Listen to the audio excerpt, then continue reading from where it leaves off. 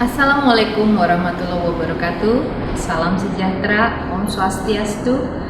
Kami ucapkan selamat datang kepada para penguji dan rekan-rekan sekalian.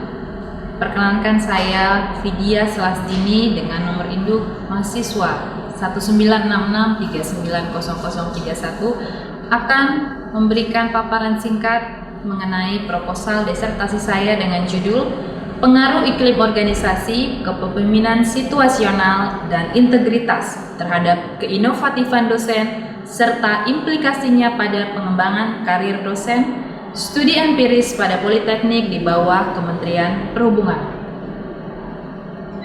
Adapun yang melatar belakangi kenapa saya memilih judul tersebut adalah ditemukannya beberapa data-data, diantaranya adalah data dari Sakernas tahun 2019, di mana kurang berkembangnya potensi dosen karena beban administrasi dosen yang tinggi, mengharuskan melaksanakan tridharma perguruan tinggi.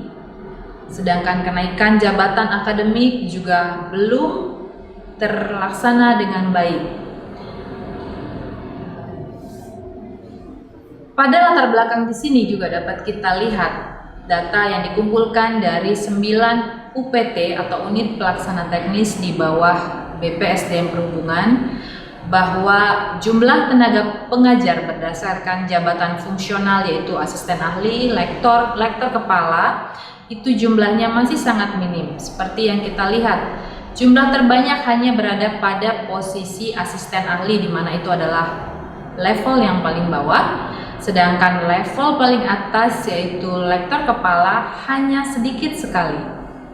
Sehingga menjadi sebuah pertanyaan besar, bagaimana sistem pengembangan karir yang berlaku di setiap UPT? Penulis mencoba melakukan survei awal terhadap 30 orang dosen STIP tentang pengembangan karir. Seperti dilihat, ada 7 elemen pada layar berikut. Dan hasil dari 30 responden itu menyatakan bahwa masih ditemukan adanya 10% di bawah standar, di mana harusnya skor adalah 105, namun masih ada yang di bawah standar sebanyak 10%, dan sisanya 90% telah berada di atas standar. Sehingga penulis menyimpulkan bahwa harus dilakukan penelitian mengenai pengembangan karir dosen. Data yang dikumpulkan dari 9 UPT tersebut juga salah satunya adalah mengenai penelitian dan pengabdian masyarakat. Dari 9 UPT, khususnya UPT-UPT yang baru berdiri seperti berlokasi di Sorong, Malahayati Aceh, Tangerang, Sumatera Barat, dan Sulawesi Utara masih sangat-sangat minim.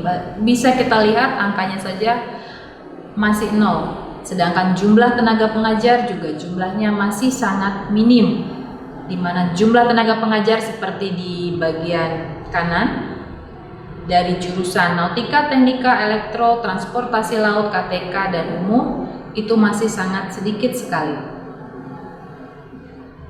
Lalu dari data-data tersebut, maka penulis mencoba mengidentifikasikan masalah, di mana dirangkum dalam 14 identifikasi masalah, yaitu masih rendahnya dosen yang memiliki integritas untuk melakukan tridharma perguruan tinggi, lalu kurangnya pemimpin yang situasional dalam mendorong dosen untuk berinovasi, adanya iklim organisasi yang kurang mendukung para dosen untuk melakukan inovasi, lalu keinovatifan dosen yang tertuang dalam kegiatan penelitian dan publikasi masih sangat rendah, lalu adanya hambatan dalam proses pengembangan karir di beberapa UPT, adanya kendala terhadap ketidaktahuan dosen bagaimana untuk memasukkan jurnal internasional, lalu kurangnya informasi terkait jurnal tersebut, kemudian ada juga kurangnya dukungan finansial terhadap pembiayaan untuk publikasi, kemudian kendala bahasa yang digunakan,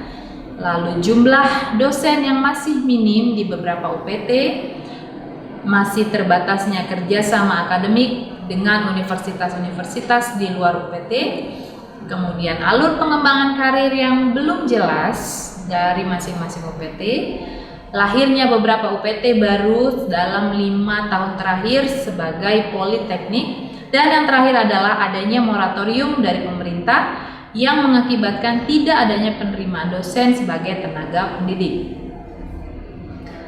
Penulis mencoba merumuskan masalah, yaitu apakah terdapat pengaruh antara iklim organisasi terhadap keinovatifan dosen, kepemimpinan situasional terhadap keinovatifan dosen, integritas terhadap keinovatifan dosen, iklim organisasi, kepemimpinan situasional, integritas secara bersama-sama terhadap keinovatifan dosen. Lalu apakah terdapat pengaruh antara iklim organisasi terhadap pengembangan karir dosen, kepemimpinan situasional terhadap pengembangan karir dosen, integritas terhadap pengembangan karir dosen, keinovatifan dosen terhadap pengembangan karir dosen, dan yang terakhir apakah terdapat pengaruh antara iklim organisasi, kepemimpinan situasional, integritas, dan keinovatifan dosen secara bersama-sama terhadap pengembangan karir dosen. Tujuan dilakukannya penelitian ini adalah untuk menganalisa dan mengetahui secara empirik pengaruh masing-masing variabel terhadap satu sama lain, seperti nomor 1, pengaruh iklim organisasi terhadap keinovatifan dosen dan variabel-variabel lainnya, sehingga sampai yang nomor 9, untuk mengetahui dan menganalisa secara empirik pengaruh iklim organisasi, kepemimpinan situasional, integritas, dan keinovatifan dosen secara bersama-sama terhadap pengembangan karir dosen. Definisi konseptual yang penulis rangkum dari beberapa literatur seperti bisa dilihat di layar, ditemukanlah beberapa dimensi pengembangan karir dosen, yaitu terdapat 4 dimensi, sehingga bisa disimpulkan bahwa pengembangan karir dosen adalah suatu proses berkesinambungan yang dilalui seorang dosen melalui upaya-upaya pribadi dalam rangka mewujudkan tujuan perencanaan karirnya yang disesuaikan dengan kondisi organisasi meliputi perencanaan karir dan manajemen karir. Variabel berikutnya yaitu keinovatifan dosen adalah suatu bentuk keinginan kuat seorang dosen dalam merubah cara melakukan sesuatu yang ditunjukkan dalam bentuk perilaku dalam menerima gagasan baru, program baru maupun produk baru pada waktu tertentu. Dimensi dari keinovatifan dosen dibagi menjadi 4. Variabel selanjutnya yaitu iklim organisasi adalah kualitas lingkungan internal organisasi yang bertahan cukup lama yang mempengaruhi segala sesuatu yang terjadi di dalam organisasi. Dimensi dari iklim organisasi ini juga dibagi menjadi 4.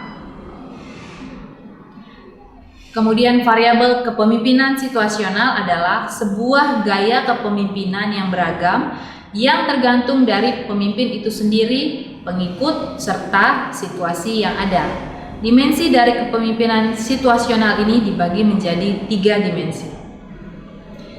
Kemudian variabel yang terakhir yaitu integritas adalah sikap mental yang menjunjung tinggi kesatuan, keutuhan, dan kebersamaan yang terpadu yang mengacu pada keselarasan antara apa yang dilakukan dengan yang dikatakan.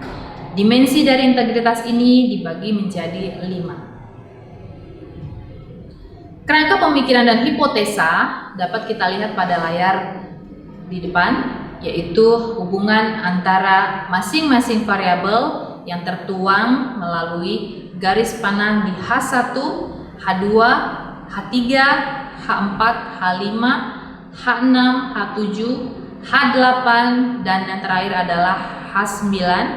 Bisa kita sama-sama membaca pada layar berikut ini. Dalam penelitian ini dilakukan penelitian verifikatif dan deskriptif, di mana untuk melakukan pengujian hipotesis. Penulis juga melakukan sampling dan populasi terhadap 480 orang dosen di 9 UPT di bawah Kementerian Perhubungan. Sampel yang diambil adalah sampling jenuh sebanyak 265 orang dosen. Teknik pengumpulan data digunakan data primer dan data sekunder, di mana data primer adalah data yang dikumpulkan langsung oleh peneliti, Sedangkan data sekunder merupakan data-data historis mengenai variabel-variabel yang telah dikumpulkan dan dihimpun oleh pihak lain. Validitas. Penulis menggunakan rumus korelasi menurut Sudiono, yaitu rumus product moment seperti kita lihat di layar berikut ini. Sedangkan reliabilitas menurut Suhasimi Arikunto, rumus alfa digunakan untuk mencari reliabilitas instrumen yang skornya bukan 1 atau 0. Seperti rumus berikut ini, di mana besarnya R dinyatakan antara 0,00 sampai dengan 1. Apabila besarnya R berada di antara 0 sampai dengan 0,20, maka interpretasinya adalah sangat rendah. Begitu selanjutnya sampai besarnya R adalah antara 0,8 sampai dengan 1, maka interpretasinya adalah sangat kuat.